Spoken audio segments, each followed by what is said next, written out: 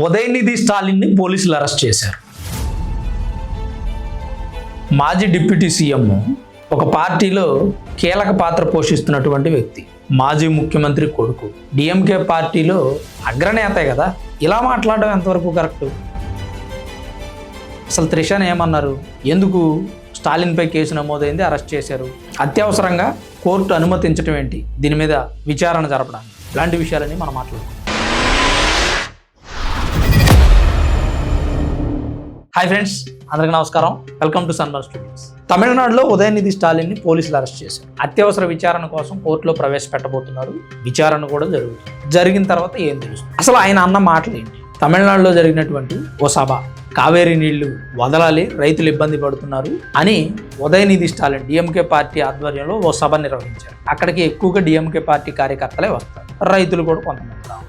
ఈ కావేరీ నీళ్ల గొడవ అనేది కర్ణాటకకి తమిళనాడుకి ఎప్పటి నుంచో ఇద్దరు సమానంగా నీళ్లు వాడుకో, కానీ కర్ణాటకనే ఎక్కువ మొత్తం వాడుకుంటుందని తమిళనాడు ఆరోపిస్తుంది. తమిళనాడే ఎక్కువ వాడుకుంటుంది, కర్ణాటక ఆరోపిస్తుంది. ఈ నేపథ్యంలో రైతులు పంటలు వేసుకునే సమయం, ఇంకా కావేరీ నీళ్లు వదలాలి అని చెప్పి తమిళనాడు ప్రభుత్వం సుప్రీంకోర్టుకి ఆల్రెడీ అప్పీల్ కూడా చేసింది, పిల్లు వేసి. దాని మీద ప్రభుత్వం కూడా పోరాడుతుంది. డిఎంకే పార్టీ ఇంతలోనే కంగారు పడిపోయి ఓ సభ పెట్టాలి. సరే, సభ పెట్టాలి, తప్పు లేదు, ప్రతిపక్షం ఉంది, ప్రజల్లోకి వెళ్ళాలి. సభ పెట్టినప్పుడు కావేరీ నీళ్ల గురించే మాట్లాడాలి. విజయ్ గురించో, విజయ్ పర్సనల్ విషయాలు మాట్లాడడం ఎంతవరకు కరెక్ట్?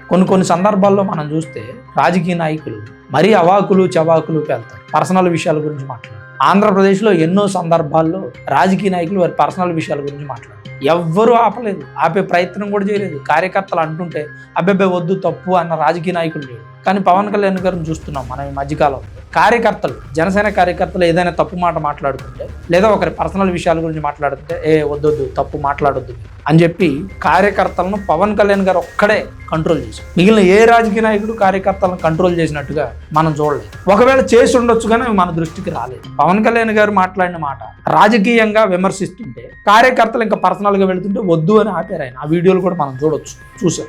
మరి పవన్ కళ్యాణ్ అనే వ్యక్తి రీసెంట్గా రాజకీయాల్లో మహా అయితే 10 సంవత్సరాలకు వస్తాను. వాళ్ళ ఫోర్ ఫాదర్స్ ఎవరు కూడా రాజకీయాలు. మరి తమిళనాడు ఉదయనిధి స్టాలిన్ అలా కాదు, వాళ్ళ ఫోర్ ఫాదర్స్ అందరూ రాజకీయాల్లోనే ఉన్నారు. కరుణానిధి, ఎంకే స్టాలిన్, ఇప్పుడు ఈయన. అలాంటి వ్యక్తి ప్రత్యర్థి గురించి మాట్లాడుతున్నప్పుడు ఎంత జాగ్రత్తగా మాట్లాడాలి? ఒకవేళ కార్యకర్తే అన్నాడు అనుకోండి, గబాలన పుసుక్కుని అనేసాడు, వద్దొద్దు, తప్పురా బాబు, అట్లా అనొద్దు.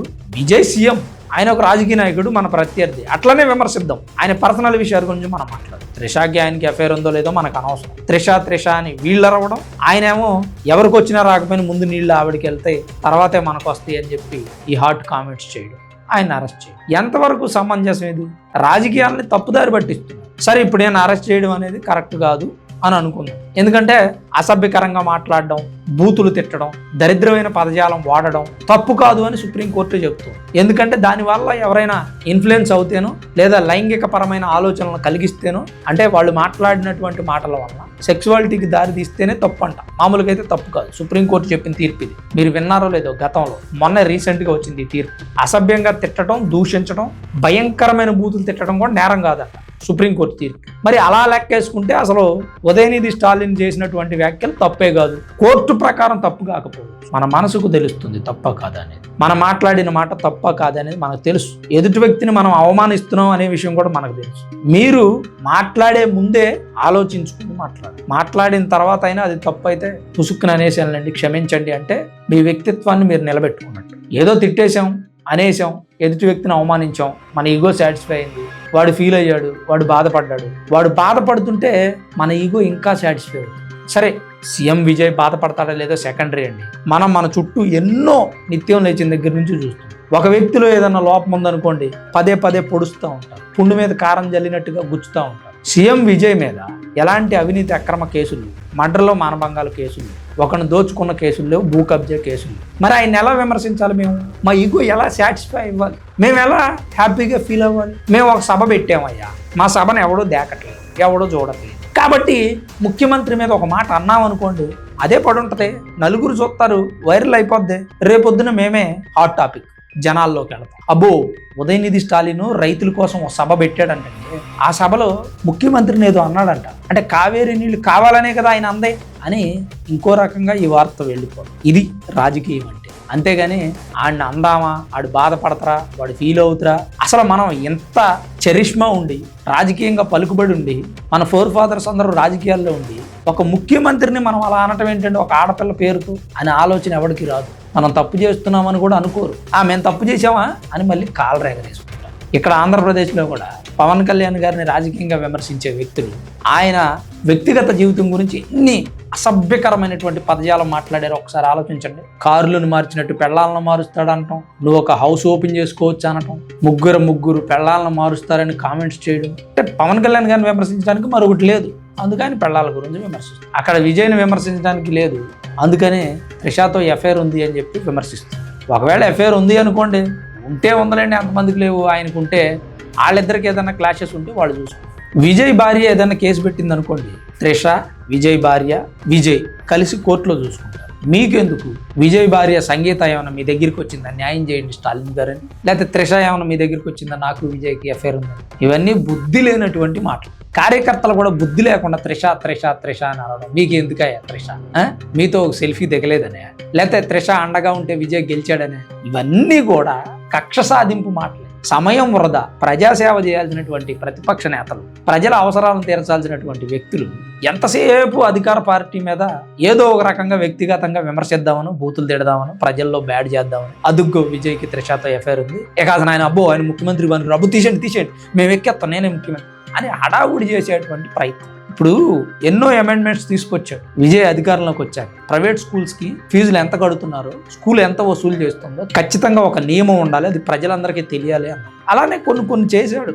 నేను కొన్ని విషయాల్లో విజయ్ని విమర్శించిన, కొన్ని విషయాల్లో సపోర్ట్ చేస్తాను. మార్పు చాలా అవసరం. పేదరికంలో మగ్గిపోతున్నటువంటి సమాజం, అవినీతి అక్రమాలతో కూడికిపోయినటువంటి రాజకీయం, ప్రజలను ఇబ్బంది పెడుతున్నటువంటి పోలీసు వ్యవస్థ, అధిక ఫీజులు వసూలు చేస్తున్నటువంటి విద్యా వ్యవస్థ, లంచాలు తీసుకుంటున్నటువంటి కార్యాలయాలు, ప్రాణాలతో చెలగాటాలాడుతున్నటువంటి వైద్య వ్యవస్థ, వీటన్నిటిలోనూ మార్పులు తీసుకురావాలి.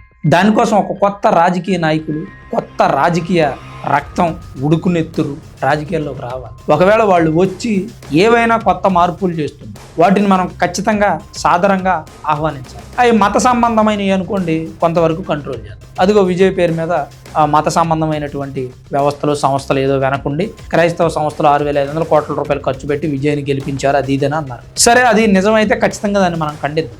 కానీ అతను చేస్తున్నటువంటి పనులను ఖచ్చితంగా మనం అభినందించాలి, అంతేగాని అవమానించాలి. ఇన్ని సంవత్సరాలు పరిపాలించిన డిఎంకే పార్టీ తమిళనాడులో ఏం మార్పు చేయగలిగింది? మా తమిళ్ అని తెలంగాణ వాళ్ళు కనుక మా తెలంగాణ అని ఆ ప్రజలందరిలోనూ తెలంగాణ భావం తీసుకొచ్చి, వీళ్ళు కూడా అట్లా ప్రజలందరిలో తమిళనాడు భావం తీసుకొచ్చి గెలుస్తానే ఉన్నారు. ఏం చేశారు తమిళనాడుని? ఏం బాగు చేశారు తమిళనాడుని? ఏం ఉద్ధరించారు తమిళనాడుని? ఎలాంటి డెవలప్మెంట్ లేదు. ఏదనంటే మా తమిళ్లో ఒక ప్రత్యేకమైనటువంటి రక్తం కలిగిన వ్యక్తులు అని చెప్పి ద్రవిడ సిద్ధాంతాన్ని, ద్రవిడ భావజాలాన్ని ప్రజల మెదడుల్లో బలంగా నాటి అభివృద్ధికి నోచుకోనివ్వకుండా ప్రజలను ఇంకా ఒక 25-30 సంవత్సరాలు వెనక్కి తీసుకెళ్లేటువంటి ప్రయత్నం. మనం చూస్తే తమిళనాడులో చాలామంది ప్రజలు ఇంకా అప్డేట్ అయినట్టుగా అనిపించదు. తమిళనాడు నుంచి ఆంధ్రాకి వలస వచ్చిన వాళ్ళని చూడండి, వాళ్ళ భాష తీరు కానీ, వాళ్ళ వేషధారణ కానీ, వాళ్ళ నడవడిక కానీ ఒక్కటి కూడా ప్రస్తుత కాలానికి తగినట్టుగా అనిపించదు. ఒకవేళ తమిళనాడులో ఉన్న సిటీల్లో ఉన్న ప్రజలు ఏదైనా మార్పు వస్తే వచ్చి ఉండొచ్చు, నేను కాదన్న. కానీ పల్లెటూరులో ఉన్నటువంటి ప్రజలు ఇంకా అనాగరికంగా బ్రతుకుతున్నారు. వాళ్ళల్లో కూడా కులం బాగా నాటుకుపోయింది, మత ఛాందస్వం నాటుకుపోయింది. మేము తమిళులం అనే భావన అధికంగా ఉంటుంది వాళ్ళకి. తమిళులు ఒక్కళ్ళే మనుషులు, మిగిలిన వాళ్ళు కాదు అనేలాగా చూస్తారు. నా వీడియో చూస్తున్న చాలా మందికి వీడియో తమిళనాడు వాళ్ళని హేట్ చేస్తున్నాడా అనిపిస్తుంది. కాదు, నేను హేట్ చేయట్లేదు. తమిళులు కూడా మన సోదరులు లాంటి వాళ్ళు మన భారతదేశంలో భాగమై ఉన్నటువంటిది. వాళ్ళు మనకలాగే ఉండాలని మనం కోరుకుంటాం తప్ప ఏదో వింత జీవుల్లాగా బ్రతకాలని మనం అనుకోం కదా. బాగుండాలి అంతే. వాళ్ళు మాకు సంబంధం లేదు, మాది ఒక దీవి అన్నట్టుగా తమిళ ప్రజలను తయారు చేస్తున్నారు రాజకీయ నాయకులు. కారణం ద్రవిడ సిద్ధాంతం, ద్రవిడ భావజాలం, పెరియార్ సిద్ధాంతాలు అయితే పాటించండి, తప్పు కాదు. కానీ భారతదేశంలో ఉన్న మిగిలిన ప్రజలతో కలిసి బ్రతకడానికి ప్రయత్నం చేయండి. మన సినిమాలు అక్కడ రిలీజ్ అవ్వనివ్వరు. మన సినిమా అక్కడ రిలీజ్ అవ్వాలంటే థియేటర్ ఇవ్వరు. వాళ్ళ సినిమాలు మాత్రం ఇక్కడ యథేచ్ఛగా రిలీజ్ అవుతాయి. పైగా వాళ్ళ టైటిల్స్ తంగలాన, కరుప్పు అంట, ఇవన్నీ తమిళ టైటిల్స్ కాదా? మన సినిమా అక్కడ రిలీజ్ అవ్వాలంటే థియేటరే దొరకదు. ఒకవేళ దొరికిన మన సినిమా టైటిల్ని తమిళనాడులోనే పెట్టాలి. వాళ్ళు ఇక్కడికి వస్తే వాళ్ళ హీరోలు మనం ఎగబడి సెల్ఫీలు తీసుకుంటాం, ప్రెస్ మీట్లకు వెళతాం, అభినందిస్తాం, వాళ్ళ సినిమా బాగుంది అని చెప్పి గొప్పలు చెప్తూ. కానీ మన సినిమాని వాళ్ళు ఎంతలా ఆదరిస్తున్నారు అనేది ఒకసారి కూడా అర్థం చేసుకోండి. ఇదేంటని నాలంటి వాడు ప్రశ్నించాడు అనుకోండి, అదుగో వీడు రాష్ట్రాల మధ్య గొడవ పెడుతుంది. రాష్ట్రాల మధ్య గొడవ కాదండి. మనం ఎదుటివాడిని అన్న అంటున్నామంటే వాడు మనల్ని తమ్ముడు అని ప్రేమగా అభిమానించాలి. మనం అన్నాం కదా అని వాడు పెద్దోళ్ళ ఫీల్ అయ్యి ఏంట్రా బచ్చా అంటే అట్టుంటది. ఆలోచించండి. మనం వాళ్ళని గౌరవిద్దాం, వాళ్ళు మనల్ని గౌరవించాలి. అట్ ద సేమ్ టైం దేశం బాగుండాలి. రాష్ట్రాల్లో ఉన్నటువంటి అందరూ అన్నదమ్ముల్లాగా కలిసి బ్రతికితే దేశం అభివృద్ధి చెందుతుంది. ఆ అభివృద్ధికి ప్రతి ఒక్క రాష్ట్రం సహకరించాలి. ఆ రాష్ట్రాన్ని పరిపాలిస్తున్న రాజకీయ పార్టీలు సహకరించాలి. అభివృద్ధిని ఎన్నో రాజకీయ పార్టీలు ఆయా రాష్ట్రాలు అడ్డుకుంటున్నాయి అని గతంలో ఎన్నో కేంద్ర ప్రభుత్వాలు చెప్పాయి. నా మాట అబద్ధం అయితే చెక్ చేసుకో. అభివృద్ధిని అడ్డుకోకూడదు. ప్రాంతీయవాదం ఉండొచ్చు కానీ ప్రాంతీయవాదం అభివృద్ధికి అడ్డంకి కాకూడదు. ఇది నా అభిప్రాయం. మరి ఉదయనిధి స్టాలిన్ సీఎం విజయ్ పైన కానీ త్రిషా పైన కానీ చేసిన కామెంట్స్ పై మీ అభిప్రాయం ఏంటి? అసలు మీరేమనుకుంటున్నారు? ఇది తప్పా రైటా? లా ప్రకారం తప్పు కాదు, కానీ మన మనోవాంఛ ప్రకారం, మన మనసులో ఉన్న అభిప్రాయ ప్రకారం తప్పా కాదా? తప్పకుండా కామెంట్ రూపంలో రండి. Thanks for watching this video. This is Ram signing off Sunburn studios. మర్చిపోయానండి, వీడియో చూస్తున్న ప్రతి ఒక్కరు దయచేసి లైక్ చేయండి. Thank you.